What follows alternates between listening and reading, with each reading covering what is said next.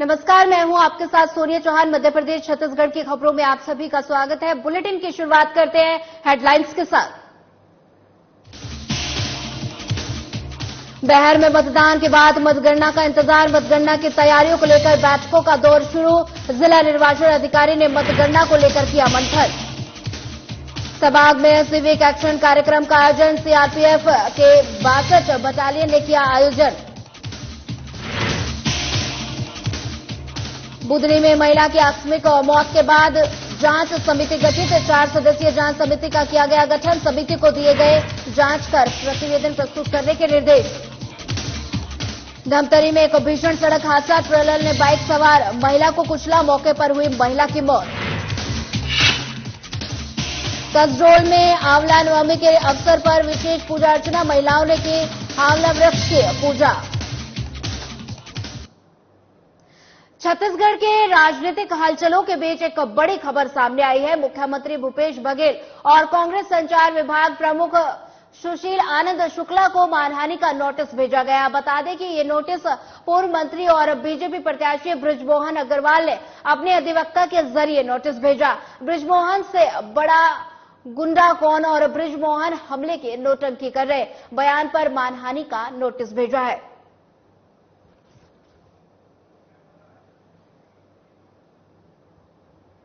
रायपुर में वरिष्ठ पुलिस अधीक्षक प्रशांत अग्रवाल ने सिविल लाइन स्थित C4 भवन के सभाकक्ष में समस्त पुलिस राजपत्रित अधिकारियों समेत समस्त थाना प्रभारियों के साथ बैठक की, जिसमें पुलिस अधीक्षक के समस्त पुलिस राजपत्रित अधिकारियों को थाना प्रभारियों को विधानसभा चुनाव शांतिपूर्ण तरीके से संपन्न कराए जाने पर शुभकामनाएं दी। इसके साथ ही ठंड के मौसम को दृष्टिगत रखते हुए चोरी की घटनाओं के बढ़ने की संभावना के मद्देनजर समस्त पुलिस राजपत्रित अधिकारियों थाना प्रभारियों को रात में गश्त पुख्ता मुस्तैद करने और बाहरी व्यक्तियों पर सतत निगाह रखने को कहा गया।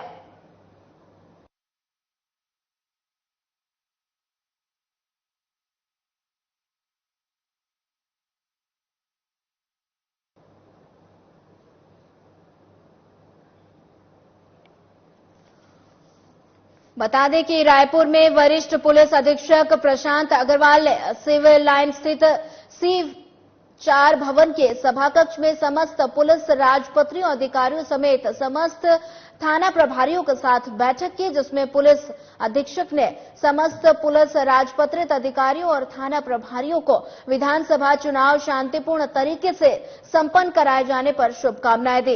इसी के साथ ठंड के मौसम को दृष्टिगत रखते हुए चोरी की घटनाओं को बढ़ने की संभावना के मद्देनजर समस्त पुलिस राजपत्रित अधिकारियों थाना प्रभारियों को रात में गश्त पुख्ता मुस्तैद करने और बाहरी व्यक्तियों को सतत निगाह रखने को कहा गया। लोहागांव पहाड़ी धोबी घाट और 11C माइनिंग के पास आईईडी की सूचना मिलते ही दंतेवाड़ा बीएसडी और सीआईएसएफ किरदुल की टीम ने मौके पर पहुंचकर नक्सलियों के प्लांट किए जाने के सीरियल बम को मौके पर ही निष्क्रिय कर दिया। वहीं आपको बता दें कि नक्सली उन्मूलन अभियान के तहत सीआईएसएफ कि एक पार्टी इलाके में गश्त के लिए निकाली गई थी, जहां रास्ते में पहाड़ी नक्सलियों में सुरक्षा बलों को नुकसान पहुंचाने के इरादे से आईईडी लगाया गया था, जिस पर सीआईएसएफ की पार्टी को वायर जमीन से ऊपर दिखाई दिया, जिसकी सूचना तत्काल पुलिस अधीक्षक दंतेवाड़ा को दी गई। सीआईएसएफ पार्टी और बीडीएस दंतेवाड़ा की टीम ने मौके पर पहुंचकर निरीक्षण किया और सीरियल बम को मौके पर ही निष्क्रिय कर दिया।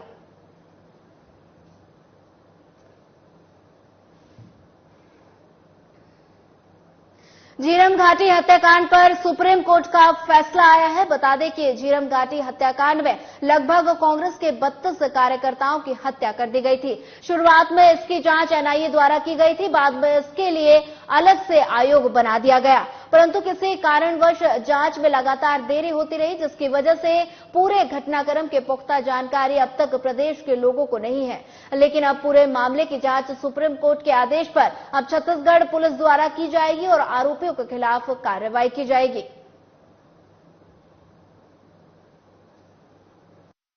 आज सुप्रीम कोर्ट के चीफ जस्टिस साहब की बेंच ने एनआईए की उस अपील को खारिज कर दिया है जिसमें छत्तीसगढ़ पुलिस के द्वारा झीरम मामले के वृहद षड्यंत्र की जांच की एफआईआर दर्ज की गई। एनआईए का कहना था कि चूंकि पहले मामले की जांच हमने की है, इसलिए छत्तीसगढ़ पुलिस इस जांच को नहीं कर सकती। छत्तीसगढ़ सरकार और जो कंप्लेनेंट है जितेंद्र मुदलियार, उनका ये कहना था कि इस मामले में वृहद षड्यंत्र की जांच एनआईए ने जानबूझकर नहीं की है, इसलिए पुनः उसे जांच सौंपने का अर्थ नहीं होता। तर्कों को सुनने के बाद आज एनआईए की अपील खारिज हो गई है और अब इस मामले की जांच, वृहद षड्यंत्र की जांच छत्तीसगढ़ पुलिस कर सकेगी। रायपुर में मुख्यमंत्री के राजनीतिक सलाहकार विनोद वर्मा ने झीरम घाटी हत्याकांड में सुप्रीम कोर्ट के फैसले को लेकर प्रेस कॉन्फ्रेंस को संबोधित किया। इस दौरान उन्होंने कहा कि 2013 के चुनाव के लिए कांग्रेस द्वारा जो परिवर्तन यात्रा निकाली जा रही है, उसमें एक नक्सली हमला हुआ था, जिसमें कांग्रेस प्रदेश अध्यक्ष नंद कुमार पटेल और छत्तीसगढ़ के टाइगर कहे जाने वाले महेंद्र कर्मा समेत कई लोगों के जान गए। पूरे विश्व के इतिहास में यह सबसे बड़ा नक्सली हमला था। एनआईए ने जो जांच की थी उसमें षड्यंत्र कर हत्याकांड को जो हुआ था उसका विवरण नहीं था। सुप्रीम कोर्ट ने हाई कोर्ट की याचिका को बरकरार रखा और छत्तीसगढ़ पुलिस को झीरम घाटी की जांच करने का आदेश दिया। कांग्रेस पार्टी की ओर से हम सुप्रीम कोर्ट के फैसले का स्वागत करते हैं। कोर्ट ने एक फैसला दिया है जिसमें एनआईए की याचिका, जो केंद्रीय जांच एजेंसी है, उसकी याचिका को खारिज कर दिया है, जिसमें एनआईए ने ये मांग की थी कि छत्तीसगढ़ सरकार ने झीरम कांड की जांच के लिए जो एफआईआर दर्ज की है उसको निरस्त किया जाए।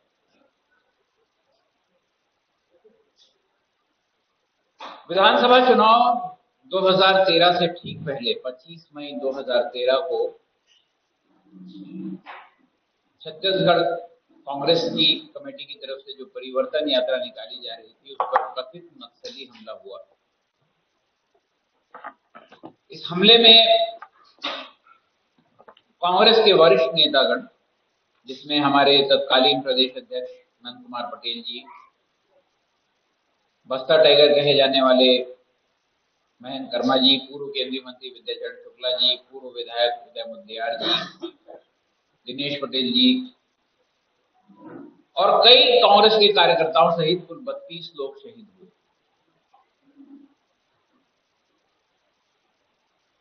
मुझे जैसा याद आता है कि लोकतंत्र के इतिहास में, पूरी दुनिया के लोकतंत्र के इतिहास में, ये सबसे बड़ा राजनीतिक षड्यंत्र। जगदलपुर में हर जरूरतमंद व्यक्ति को स्वास्थ्य सुविधाओं का लाभ मिले, ये शासन प्रशासन का प्रमुख लक्ष्य रहा है। इसी के तहत बस्तर जिले में नेत्र से संबंधित बीमारी मोतियाबिंद से जिले को निजात दिलाने के लिए 23 से 30 नवंबर तक दोबारा सघन सर्वे अभियान चलाया जा रहा है। कलेक्टर विजय दयाराम ने स्वास्थ्य विभाग के अधिकारियों को बस्तर जिले को मोतियाबिंद मुक्त जिला बनाने के लिए विशेष प्रयास करने के साथ साथ नेत्र चिकित्सा के लिए विशेष अस्पताल, अबंक की सुविधाएं मरीजों को जरूरत के अनुसार मिलने के लिए निर्देशित किया।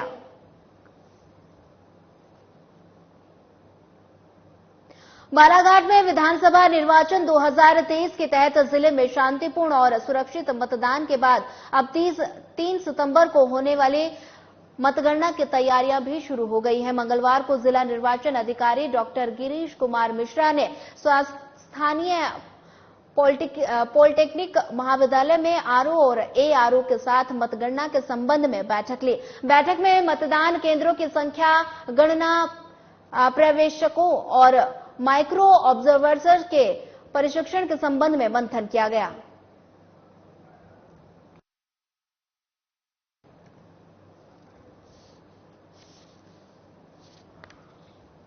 बता दें कि बालाघाट में विधानसभा निर्वाचन 2023 के तहत जिले में शांतिपूर्ण और सुरक्षित मतदान के बाद अब 3 दिसंबर को होने वाली मतगणना की तैयारियां शुरू की गई हैं। मंगलवार को जिला निर्वाचन अधिकारी डॉक्टर गिरीश कुमार मिश्रा ने स्थानीय पॉलिटेक्निक विद्यालय में आरओ और एआरओ के साथ मतगणना के संबंध में बैठक ली।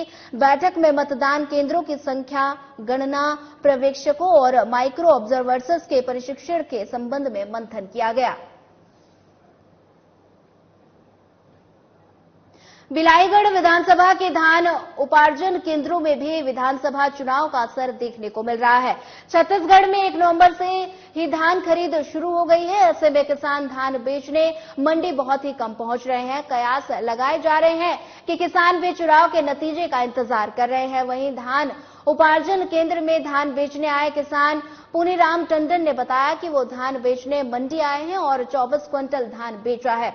धानों की नमी चेक करके धान की मंडी में ले रहे हैं। और वहीं केंद्र प्रभारी राजेश आदित्य और गिरजा शंकर साहू ने भी बताया कि धान उपार्जन केंद्र में किसानों के लिए पर्याप्त मात्रा में बारदाने उपलब्ध हैं और किसानों को कोई परेशानी ना हो उसका विशेष ध्यान रखा गया है। साथ ही उन्होंने आगे कहा कि अभी वर्तमान में किसान बहुत ही कम धान लेकर मंडी पहुंच रहे हैं। छोटा किस्म का फसल अभी कट रहा है और बड़ा किस्म का अंतर्गत आते ही वो फसल थोड़ा लेट है।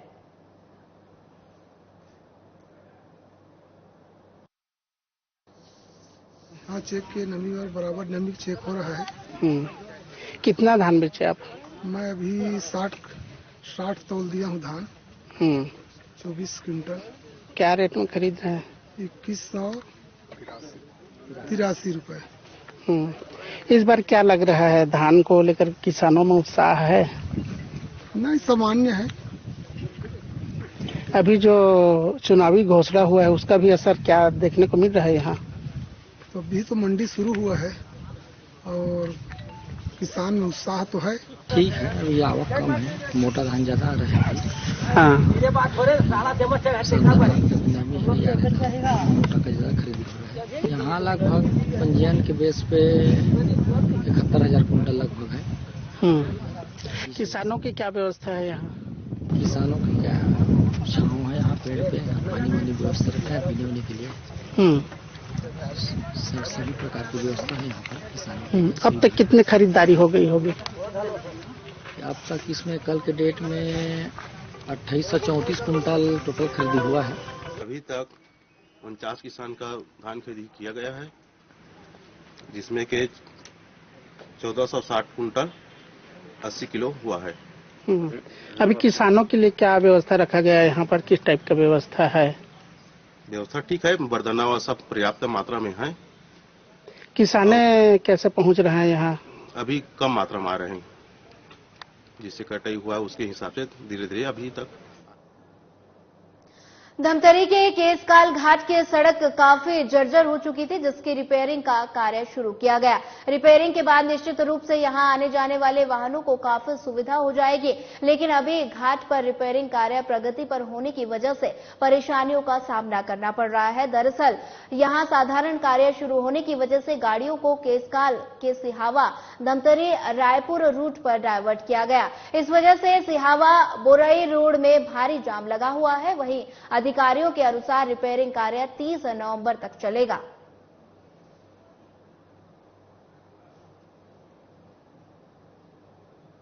सामरी पाठ थाना क्षेत्र के अंतर्गत ग्राम सबाग में सीआरपीएफ और के 62 बटालियन सिविक एक्शन कार्यक्रम का आयोजन किया गया। बता दें कि सिविक एक्शन कार्यक्रम में गांव के जरूरतमंद ग्रामीण महिलाओं, पुरुषों और बच्चों को दैनिक उपयोग में लाई जाने वाली सामग्री जैसे कंबल, शाल, बर्तन, मच्छरदानी का वितरण किया गया। वहीं कार्यक्रम में राम बहादुर सहायक कमांडेंट ने ग्रामीणों से संवाद करते हुए कहा कि इस क्षेत्र के लोगों के सुरक्षा के साथ मूलभूत आवश्यकताओं के पूर्ति के लिए सरकार की तरफ से चलाई जा रही सिविक एक्शन कार्यक्रम के माध्यम से यहां के ग्रामीणों को मिले और केंद्रीय रिजर्व पुलिस बल की पहली प्राथमिकता है।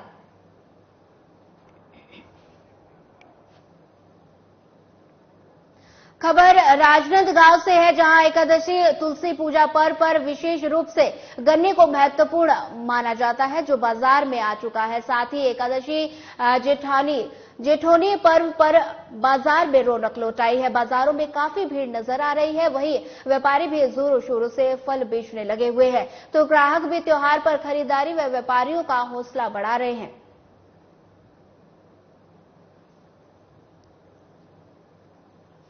है जेठौनी, जिसको हम एकादशी कहते हैं, उसी के उपलक्ष्य में हम गन्ना को रख के उसकी पूजा करते हैं, जिसके लिए मैं बहुत ज्यादा एक्साइटेड हूँ और मेरे को खुशी है, मैं उसी के लिए गन्ना लेने आई हूँ। कम है ऐसा सुना?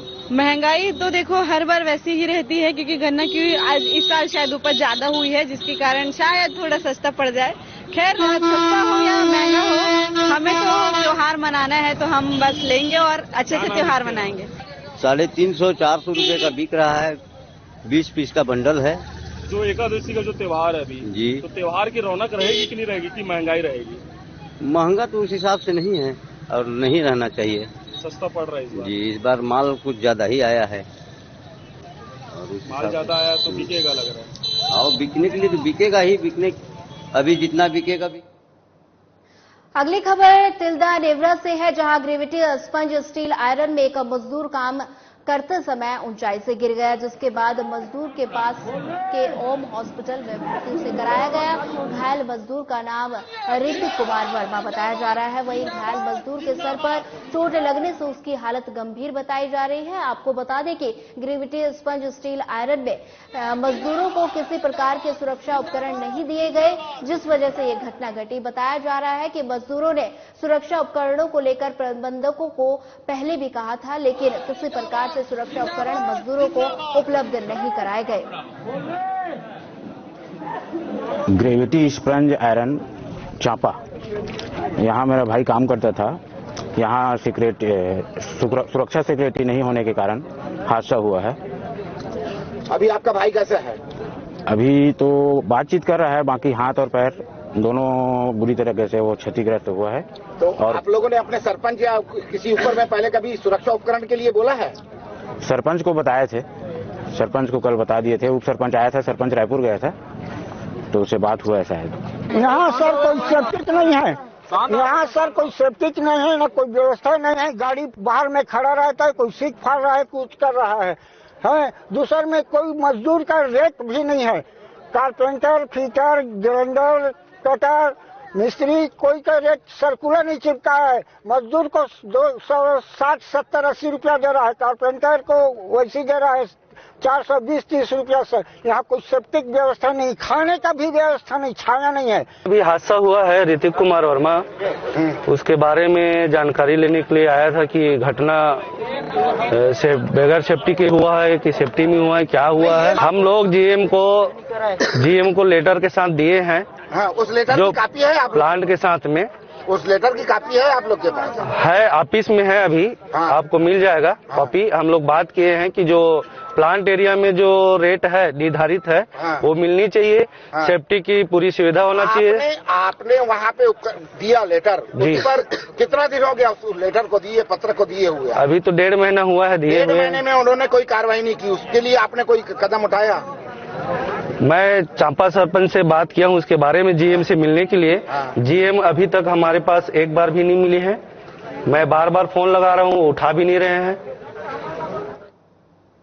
अगली खबर कोरबा से है, जहां चकचकवा पहाड़ पर स्थित मंदिर दर्शन करने गए 2 बच्चे लापता हो गए। बताया जा रहा है कि दोनों बच्चे तालाब पर नहाने के लिए उतरे और तभी वहां से लापता हो गए। ये घटना दोपहर 2 बजे के आसपास की बताई जा रही है। दोनों बच्चे रामपुर ग्राम के निवासी हैं और दोनों की उम्र महज 6 से 7 वर्ष बताई जा रही है। वहीं मामले को लेकर ग्रामीण की भीड़ उमड़ी और मौके पर पुलिस भी अमला पहुंचा और मामले की जांच शुरू कर दी।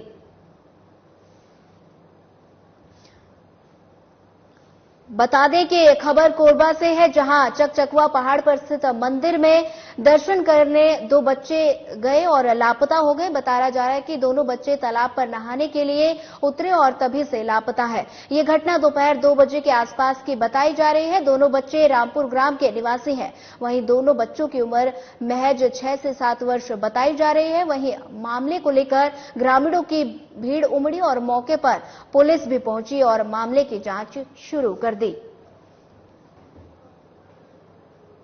राज्य शासन के निर्देश पर परिपालन में कलेक्टर विजय दयाराम के मार्गदर्शन में सड़क दुर्घटना में पशुधन और जनहानि को नियंत्रण करने के लिए पशुधन विकास विभाग और नगरीय प्रशासन की ओर से आपसी समन्वय कर घुमंतु पशुओं को रेडियम बेल्ट पहनाकर टैगिंग कर पश्चात हाजी हाउस और गुठानों में विस्थापन किया जा रहा है। घुमंतु पशुओं को लगाए गए रेडियम पट्टी होने के कारण रात के समय मार्गों में वितरण विचरण के दरमियान वाहनों के प्रकाश से रेडियम पट्टी चमकने से वाहन चालक सावधान हो जाते हैं और दुर्घटना होने से बचाया जा सकता है।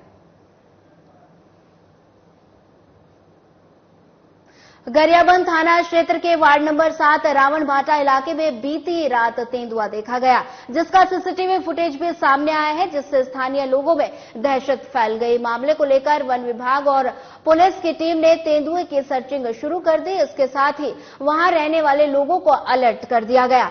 इसी के साथ पूरे इलाके में वन विभाग टीम गश्त भी करेगी और स्थानीय लोगों ने वन विभाग से मांग की है कि जल्द से जल्द तेंदुए को पकड़ा जाए, जिससे वहां रहने वाले लोगों को खौफ से निजात मिल सके।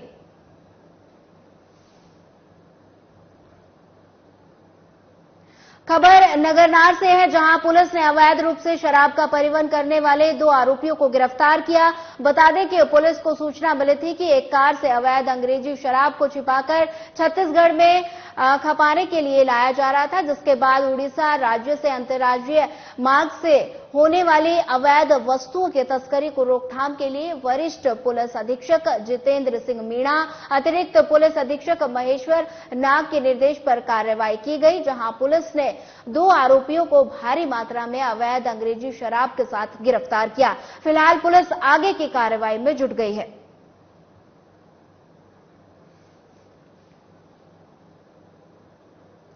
सारंगगढ़ के गोमारडा वन क्षेत्र सेंचुरी में वन जीवन सांभर का शिकार कर करार चल रहे शिकारियों में से एक को गिरफ्तार किया गया। बता दें कि 12 आरोपियों ने सामूहिक रूप से शिकार किया, जिसमें एक शिकारी को गिरफ्तार कर लिया गया। वहीं अपराधी को न्यायालय में पेश किया गया और न्यायालय के आदेश के रिमांड पर जेल भेजा गया। इसके अलावा अन्य आरोपी फरार चल रहे हैं। आपको बता दें कि जिसकी तलाश में वन विभाग फरार शिकारी आरोपियों को पकड़ने का प्रयास किया जा रहा है।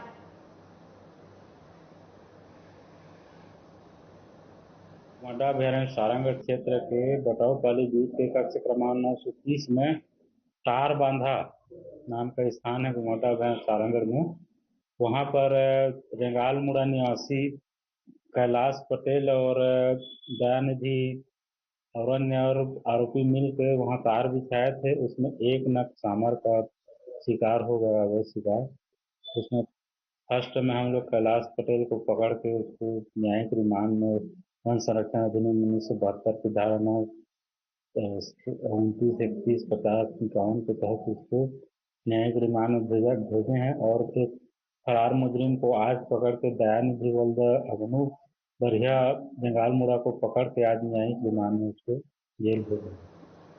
खबर सीहोर से है, जहां सामुदायिक स्वास्थ्य केंद्र बुधनी में इलाज के लिए लाई गई महिला की अचानक मौत हो गई और जिसके बाद मौत के प्रकरण के जांच के लिए कलेक्टर प्रवीण सिंह के निर्देश पर 4 सदस्यीय जांच समिति का गठन किया गया। समिति को प्रकरण के तत्काल जांच का प्रतिवेदन प्रस्तुत करने के निर्देश दिए गए और इस समिति का अध्यक्ष जिला क्षय अधिकारी डॉक्टर जेडी कोरी को बनाया गया। धमतरी में हुए एक भीषण सड़क हादसे में एक महिला की मौके पर दर्दनाक मौत हो गई, जबकि एक महिला गंभीर रूप से घायल हो गई, जिन्हें इलाज के लिए अस्पताल भेजा गया। वहीं जानकारी के मुताबिक हादसा नगरी धमतरी मार्ग पर केरे गांव थाना क्षेत्र के पास हुआ, जहां ट्रेलर ने महिला को कुचल दिया, जिससे उसकी मौके पर मौत हो गई। बताया जा रहा है कि ये हादसा उस वक्त हुआ जब सलोरी के भाटापारा निवासी बाइक पर सवार होकर केरेगांव अस्पताल से घर लौट रहे थे और उसी दौरान केरेगांव थाना के पास सामने आ रही ट्रेलर ने बाइक सवार महिला को कुचल दिया, जिसके बाद महिला की मौके पर मौत हो गई। वहीं दूसरी महिला गंभीर रूप से घायल है, जिसे इलाज के लिए अस्पताल भेज दिया गया है। वहीं सूचना मिलते ही पुलिस मौके पर पहुंचकर मामले की आगे की कार्रवाई पुलिस ने शुरू कर दी है। सिलावद में बाईपास रोड स्थित एक दुकान में गैस सिलेंडर में अचानक आग लगने से अफरा तफरी मच गई। वहीं आसपास मौजूद लोगों की मदद से आग पर काबू पाया गया। मिली जानकारी के अनुसार दुकान में भजिया बनाने के दौरान सिलेंडर से गैस लीक होने के कारण ये घटना घटी है। आंवला नवमी के अवसर पर मंगलवार को जिले भर में जगह जगह आंवला वृक्ष की पूजा की गई। वहीं कसडोल में आंवला नवमी के अवसर पर लोगों को वन क्षेत्र में जाकर आंवला वृक्ष के नीचे पूजा अर्चना करते देखा गया। बता दें कि कसडोल नगर से करीब 7 किलोमीटर दूर आंवला वन है, जहां पर महिलाओं ने जाकर अपने परिवार के साथ वृक्ष के नीचे कथा सुना और वृक्ष की पूजा की।